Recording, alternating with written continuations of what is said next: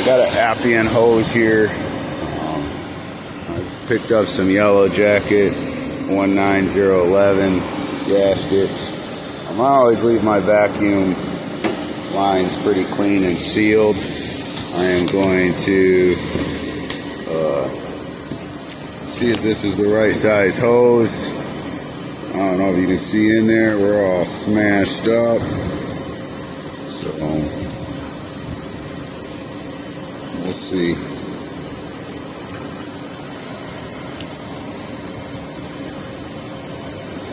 That's what happens when you wrench them down.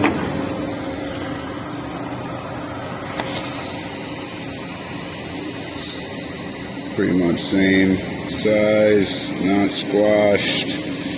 So simply plop it in there.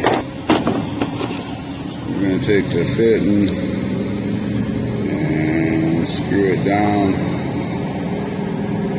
And hopefully that will push it down into place.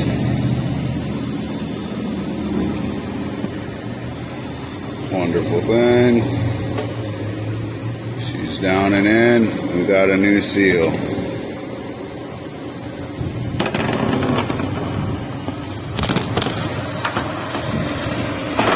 Happy HVACing, guys. Have a good day out there.